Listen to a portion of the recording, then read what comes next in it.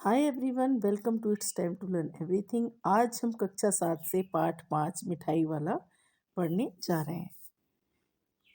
यह कहानी भवानी प्रसाद वाजपेयी जी ने लिखी है।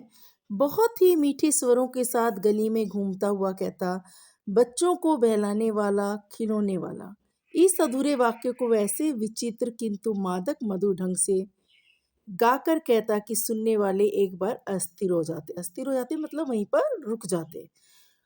उसके सेनाभिक्त कंठ से फूटा हुआ गाना सुनकर निकट के मकानों में हलचल मच जाती। स्नेहाभिक्त स्नेह से युक्त, कंठ गला, फूटा हुआ, गले से हम गाना गाते हैं ना, तो जब वो इतने प्यार से गाना गाता तो आसपास के जितने भी घर होते थे उनमें हलचल मच जाती थी। क्यों? क्योंकि बच्चे रहते थे और खिलौने वाले की आवाज़ सुनकर शोर मचाने लगते थे। छोटे छोटे बच्चों को अपनी गोद में लिए युवतियाँ चीखों को उठाकर छज्जों पर नीचे झांकने लगती। चीख घर के आंगन में पड़ी होती ना, बांस की पतली पतली डंडियों से जुड़ी हुई, ताकि घर में धूप ना आए। और जब गर्मियों के दिन होते हैं तो उससे जो हवा आती है, जब उसको गीला कर देते हैं तो बिल्कुल ऐसी आती है जैसे आपके कूलर से आती है। गलियों और उनके अंतरव्यापी छोटे छोटे उद्यानों में खेलते और इठलाते हुए बच्चों का एक झुंड उसे घेर लेता। तब वह खिलौने वाला वहीं बैठकर खिलौनों की पेटी खोल देता। बच्चे खिलौने देखकर पुलकित हो जाते। वो क्या करता है, जैसे ही बच्चे आते हैं उसको घेर लेते, एक जगह बैठ जाता और अपनी खिलौनों की पेटी को खोल देता। और बच्चे खिलौने देखकर पुलकित हो जाते, प्रसन्न हो जाते, खुश हो जाते। खिलौने वाले की आवाज़ सुनकर सब बच्चे वैसे ही खुश हो जाते थे और जैसे ही वो पेटी खुलता, बच्चे खुशी के मारे झूम उठते। बच्चे पैसे लाकर खिलौने का मोलभाव करने लगते, पूछते इसका दाम क्या है। ओल इचका, ओल इचका, बच्चे तुतलाकर बोलते, इसका इचका दाम क्या है। खिलौने वाला बच्चों को देखता और उन्हें नन्ही नन्ही उंगलियों से पैसे ले लेता। बच्चों की इच्छा अनुसार उन्हें खिलौने दे देता। खिलौने वाला बच्चे दाम पूछते, जो भी पैसे लाते वो उससे ले लेता और उन्हें खिलौने दे देता। खिलौने लेकर फिर बच्चे उछलते कूदने लगते और तब फिर खिलौने वाला उसी प्रकार गाकर कहता, बच्चों को बहलाने वाला, खिलौने वाला। सागर की हिलोरों की भांति उसका यह मादक गाना गली भर के मकानों को इस ओर से उस ओर तक लहराता हुआ पहुंचता और खिलौने वाला आगे बढ़ जाता।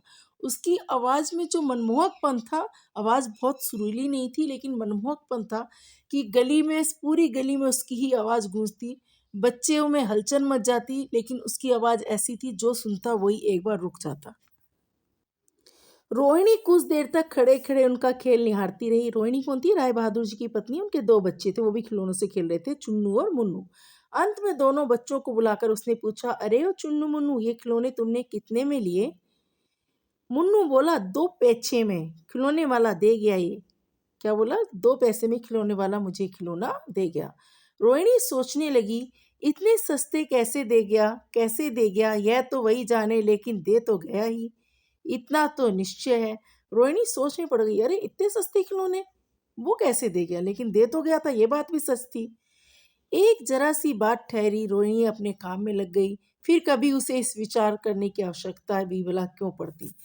थोड़ी देर तो रोहिणी ने सोचा इतने सस्ते खिलौने क्यों दे गया, लेकिन फिर वो अपने काम में लग गई और भूल गई। वैसे भी कोई ऐसी बात नहीं थी जो हमेशा याद रखी जाए कि इतने सस्ते खिलौने कैसे दे गया खिलौने वाला। समय बीता और रोहिणी वो बात भूल गई। 6 महीने बाद क्या हुआ फिर? नगर भर में 2-4 दिनों में एक मुरली वाले के आने का समाचार फैल गया। लोग कहने लगे, भाई वाह, मुरली बजाने में एक ही उस्ताद है, मुरली बजाकर गाना सुनाकर मुरली बेचता भी है, सो भी 2-2 पैसे में। भला इसमें उसे क्या मिलता होगा? मेहनत भी तो ना आती होगी। एक व्यक्ति ने पूछ लिया, कैसा है मुरली वाला? मैंने तो उसे नहीं देखा। 6 महीने बाद फिर पूरे नगर में मुरली वाले की बातें। किसी ने पूछ लिया, कैसा दिखता है मुरली वाला? तो उत्तर मिला, उम्र तो उसकी अभी अधिक ना होगी, यही 30-32 का होगा, दुबला पतला गोरा युवक है, बीकानेरी रंगीन साफा बांधता है। वही तो नहीं जो पहले खिलौने बेचा करता था? किसी ने पूछा, अरे कहीं वही तो नहीं है? वो भी ऐसा ही था, दुबला पतला गोरा चिट्टा और 30-32 साल का, जो खिलौने बेचता था। दूसरा व्यक्ति हैरान हो गया, क्या वह पहले खिलौने भी बेचा करता था? हाँ, जो आकार प्रकार तुमने बताया उसी प्रकार का था वह भी। तो वही होगा, पर भाई है वह एक उस्ताद। प्रतिदिन इसी प्रकार उस मुरली वाले की चर्चा होती। प्रतिदिन नगर की प्रत्येक गली में उसका मादक मृदुल स्वर सुनाई देता, बच्चों को बहलाने वाला मुरलिया वाला। रोहिणी ने भी मुरली वाले का स्वर सुना, तुरंत ही उसे खिलौने वाले का स्मरण हो आया। स्मरण याद करना।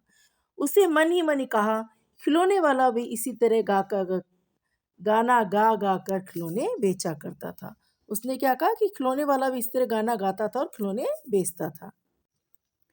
एक स्वर में सब बोल उठे, अम्बी लेंदे मुल्ली और अम्बी लेंदे मुल्ली। सब बच्चे छोटे थे, तुतला कर बोले, हम भी मुरली लेंगे, हम भी मुरली लेंगे। मुरली वाला हर्ष गदगद हो उठा, बोला, सबको देंगे भैया, लेकिन जरा रुको, ठहरो, एक एक को देने दो।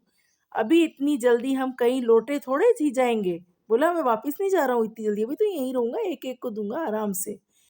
मुरली वाला बोला, बेचने ही तो आए हैं, और समय मेरे पास एक दो नहीं, पूरा 57। कितनी, क्या कह रहे हैं, एक दो मुरली नहीं है इस समय, पूरी 57 मुरली है। हाँ बाबूजी, क्या पूछा था आपने, कितने में दी? दी तो वैसे 3-3 पैसे के हिसाब से है, पर आपको 2-2 पैसे में दे दूंगा। विजय बाबू भीतर बाहर दोनों रूपों से मुस्कुरा दिए। भीतर बाहर मतलब मन मन में खुश हो गए थे, लेकिन चेहरे पर भी वो खुशी आ गई। क्यों मुस्कुरा दिए? उन्हें मालूम था वो सबको 2-2 पैसे में देता है, लेकिन अभी उसने क्या कहा, देता 3-3 पैसे हूँ, पर आपको 2 पैसे में दूंगा। तो मन ही मन बोल उठे कि सबको इसी भाव में देता है, मुझ पर एहसान लादे दे रहा है, मतलब मुझे एहसान दिखा रहा है कि आपको 2 पैसे में दूंगा जबकि 3 में देता हूँ, जबकि सबको 2-2 पैसे में दे रहा था। इतनी सुंदर मुरलियाँ, और इसी बात की पूरे गांव में चर्चा हो रही थी। चुन्नू और मुन्नू के पिताजी कौन थे? विजय बाबू। वो बोले, अच्छा मुझे ज़्यादा वक्त नहीं, जल्दी से 2 ठो निकाल दो। बोले, मेरे पास ज़्यादा टाइम नहीं है, जल्दी से 2 मूलियाँ दे दो। 2 मूलियाँ लेकर विजय बाबू फिर मकान के भीतर पहुंच गए। मुरली वाला देर तक उन बच्चों के झुंड में मुरलियाँ बेचता रहा। उसके पास कई रंग की मुरलियाँ थी। बच्चों को जो रंग पसंद आता, मुरली वाला उसी रंग की मुरली निकाल कर दे देता। उसके पास रंग बिरंगी मुरलियाँ थी, और बच्चे जो मुरली मांगते वो वही मुरली उन्हें दे देता। यह बड़ी अच्छी मुरली है, तुम यही ले लो बाबू। राजा बाबू, तुम्हारे लायक तो बस यही है।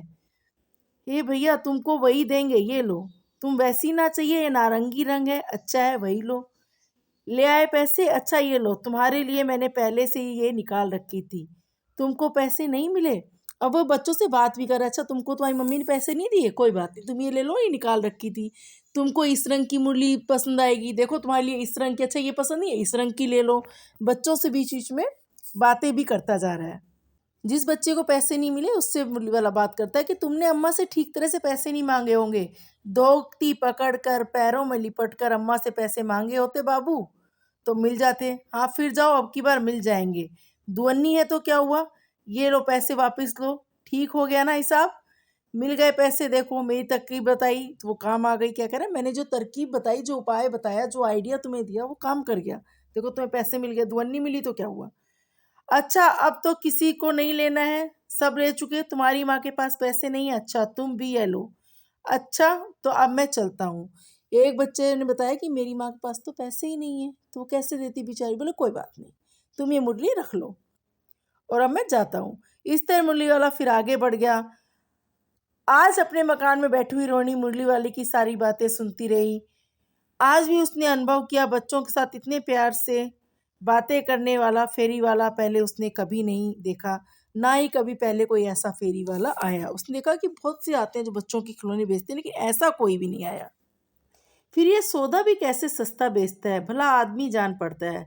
समय की बात है जो इस बेचारे इस तरह मारा मारा फिरता है, पेट जो ना कराए सो थोड़ा। क्या कह रही है, समय की बात है, इतना अच्छा बच्चा, इतनी छोटी उम्र का, इतने सस्ते खिलौने देता है, ऊपर से बात भी इतने प्यार से करता है, शायद समय का मारा हुआ है। इस समय मुरली वाले का क्षीण स्वर दूसरी निकट की गली में सुनाई पड़ा, बच्चों को बहलाने वाला मुरलिया वाला। रोहिणी इसे सुनकर मन ही मन कहने लगी, और स्वर कैसा मीठा है, कि कितनी मीठी मधुर आवाज़ है इसकी। बहुत दिनों तक रोहिणी ने मुरली वाले का वह मीठा स्वर, उसके बच्चों के प्रति स्नेहसिक्त बातें याद आती रही। स्नेहसिक्त प्यार में डूबी हुई, मतलब प्यार से भरी हुई। महीने के महीने आए और चले गए, फिर ना मुरली वाला आया। धीरे धीरे उसकी स्मृति भी क्षीण हो गई। स्मृति याद क्षीण, हल्की पड़ जाना, धुंधली पड़ जाना। और धीरे धीरे जो उसकी याद थी मुरली वाले की, रोहिणी के दिमाग में जो अमिट छाप छप गई थी, वो धीरे धीरे धुंधली होती गई। और 8 महीने बाद क्या हुआ, सर्दी के दिन थे। रोहिणी स्नान करके मकान की छत पर चढ़कर अजनुलंबित केश राशि सुखा रही थी। केश बाल अजनुलंबित जिनसे कि पानी की बूंदें टप टप चू रही हूँ। उसके बाल गीले थे, वो अपनी छत पर जाकर अपने बाल सुखा रही थी। इसी समय नीचे की गली में सुनाई पड़ा बच्चों को बहलाने वाला मिठाई वाला। उसको आवाज सुनाई दी कि बच्चों को बहलाने वाला कौन आया इस बार? मिठाई वाला। मिठाई वाले का स्वर उसके लिए परिचित था। जट से रोहिणी नीचे उतर आई। उस समय उसके पति मकान में नहीं थे। छत से नीचे तो उतर आई, लेकिन पति मकान में थे। पहले थोड़ा पर्दा पर्दा होती थी तो औरतें एकदम से झट से बिना पति या बड़ों के घर से बाहर नहीं निकलती थी। हाँ, उसकी वृद्धा दादी थी। रोहिणी उनके निकट आकर बोली, दादी चुन्नू मुन्नू के लिए मिठाई लेनी है। जरा कमरे में जाकर चलकर ठहराओ। मैं उधर कैसे आऊं? कोई आता ना हो। जरा हटकर भी मैं चीख की ओट से देख रही हूँ।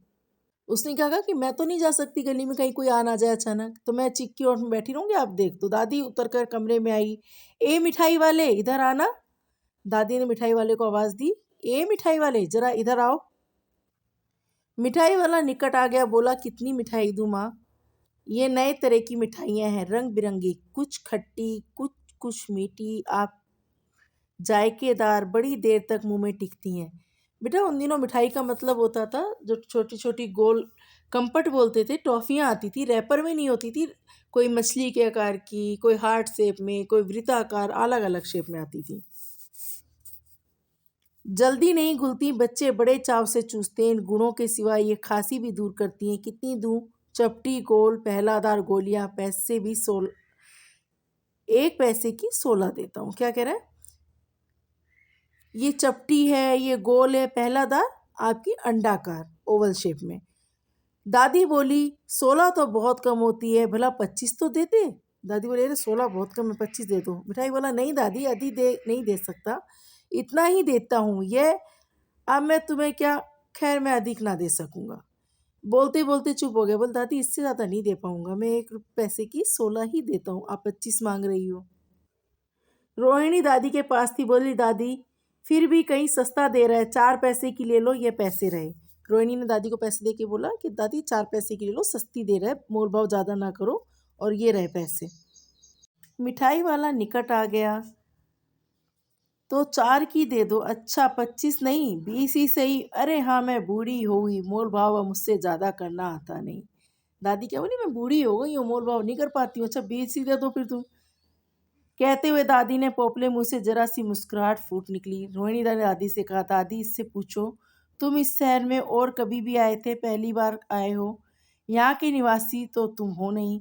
दादी के इस कथन को दोहराने की कोशिश की कि मिठाई वाले ने उत्तर दिया, पहली बार नहीं, और भी कई बार आ चुका हूँ। रोहिणी को असल में पता करना था कि ये मिठाई वाला वही है जो खिलौने वाला या मुरली वाला बनकर आया था, कोई दूसरा है। रोहिणी चिक्की आड़ में बोली, पहले यही मिठाई बेचते हुए आए थे या कोई और चीज लेकर? रोहिणी अब जिज्ञासु हो गई, उसके बारे में जानना चाहती है कि ये है कौन।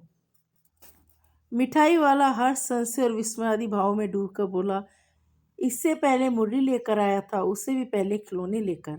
उसे थोड़ा खुशी हुई, संशय हुआ और विस्मय, आश्चर्यचकित हो गया, अरे उसके बारे में भी कोई सोच रहा है। फिर उसने बताया, पहले मैं मुरली लेकर आया था, उससे पहले खिलौने लेकर। रोहिणी का अनुमान ठीक निकला, अनुमान अंदाजा। अब तो उससे और भी कुछ बातें पूछने के लिए अस्थिर हो उठी। बोली, इन व्यवसायों में भला तुम्हें क्या मिलता होगा? बोली, जो तुम काम करते हो, इतने सस्ते खिलौने, मिठाई, मुरली बेच दी, इससे तुम्हें क्या मिला होगा? वह बोला, मिलता भला क्या है, यही खाने भर को मिल जाता है, कभी नहीं भी मिलता। कह रहे खाने भर को मिल जाता है और कभी कभी नहीं भी मिलता, मतलब इतनी आमदनी नहीं हो पाती। पर हाँ, संतोष, धीरज और कभी कभी असीम सुख जरूर मिलता है, और यही मैं चाहता हूँ। सो कैसे है वह भी बताओ। कह रहा है, लेकिन मुझे संतुष्टि का अनुभव मिलता है, मुझे आंतरिक खुशी मिलती है। अब रोहिणी और आश्चर्यचकित होगी। बोली, ये कैसे? मतलब इतना सस्ता बेच रहे हो, पैसे नहीं मिल रहे, खाने को नहीं, फिर भी खुश कैसे, ये बताओ।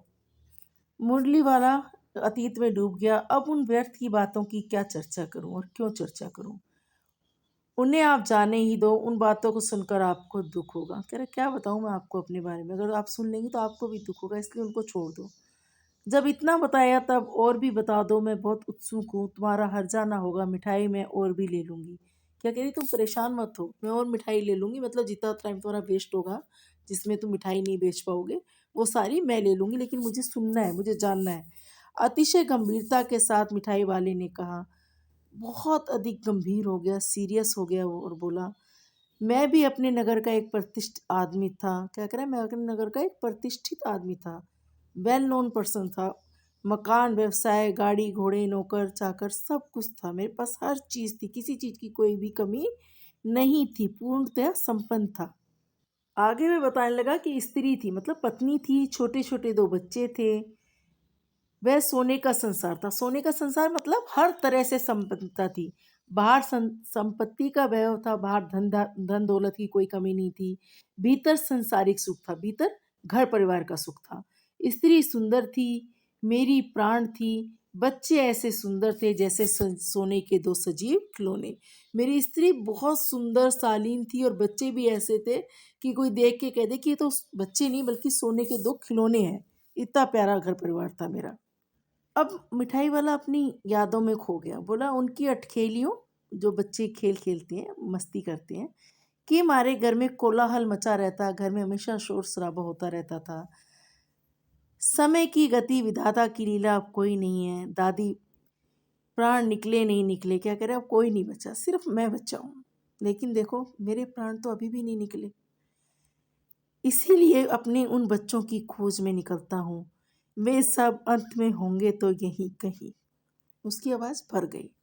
क्या बोला? कि मैं उन्हीं बच्चों को खोजता रहता हूँ, इन्हीं बच्चों में कहीं होंगे, उन्होंने भी तो जन्म लिया होगा, आखिर कहीं ना कहीं तो जन्मे ही होंगे। उस तरह रहता, घुल घुल कर मरता, इस तरह सुख संतोष के साथ मरूंगा। क्या कह रहा है? अगर मैं उस दुख में पड़ा रहता कि मेरे बच्चे मर गए, तो मैं घुट घुट कर मर जाता। लेकिन अभी क्या है, मुझे संतुष्टि है कि मैं इन बच्चों को खिलौने बेच रहा हूँ, ये खुश हो रहे हैं। क्या पता इनमें कोई मेरा भी बच्चा हो जिसने फिर से जन्म ले लिया हो। इस तरह के जीवन में कभी कभी अपने उन बच्चों की झलक सी मिल जाती है। ऐसा जान पड़ता है जैसे वे इन्हीं में उछल उछल कर हंस खेल रहे हैं। पैसे की कमी थोड़े ही है, आपकी दया से पैसे तो काफ़ी हैं। जो नहीं है, इस तरह उसको पा जाता हूँ। क्या बोला? वो दुखी हो गया, कह रहे पैसे के लिए नहीं करता हूँ मैं सब कुछ, बल्कि मैं इस संतुष्टि के लिए करता हूँ कि जो मेरे बच्चे अब नहीं है इस दुनिया में, शायद उन्होंने फिर से जन्म ले लिया है, शायद वो इन्हीं बच्चों में से कोई होंगे। क्योंकि मर के हम लोग हिंदू लोग में मानते हैं ना कि हमारा पुनर्जन्म होता है। शायद कोई इनमें से जो बच्चे जन्मे हैं वो मेरे अपने बच्चे हों। और उसका गला भर गया और आंखें नम हो गई। होता है ना, जब आप अपने अतीत की कोई ऐसी याद याद करते हो जो आपके दिल के बहुत करीब हो, तो आपकी आंखों में आंसू आ जाते हैं अपने आप। रोहिणी ने मिठाई वाले की ओर देखा, उसकी आंखें आंसुओं से भरी हैं। इसी समय चुन्नू मुन्नू आ गए। रोहिणी से लिपट कर उसका आंचल पकड़कर बोले, अम्मा मिठाई मुझसे लो। यह कहकर तत्काल कागज की 2 पुड़ियाँ मिठाइयों से भरी मिठाई वाले ने चुन्नू मुन्नू को वो दे दी। इसी समय चुन्नू मुन्नू आ गए और उन्होंने कहा, अम्मा मिठाई, बच्चों को तो कुछ पता नहीं था, तो उसने कहा, माँ से नहीं मुझसे ले लो, और 2 पुड़ियाँ बनाई और उन दोनों को दे दी। रोहिणी ने भीतर से पैसे फेंक दिए। मिठाई वाले ने पेटी उठाई और कहा, इस बार ये पैसे ना लूंगा। दादी बोली, अरे अरे ना, अपने पैसे लिए जा भाई। तब तक फिर सुनाई पड़ा उसी प्रकार का मादक मृदु स्वर, बच्चों को बहलाने वाला मिठाई वाला। आप अपने सुझाव और टिप्पणियां हमें कमेंट बॉक्स में लिख सकते हैं। अगर आपको हमारा चैनल पसंद आया, please like share and subscribe our channel. Till then, take care, bye bye.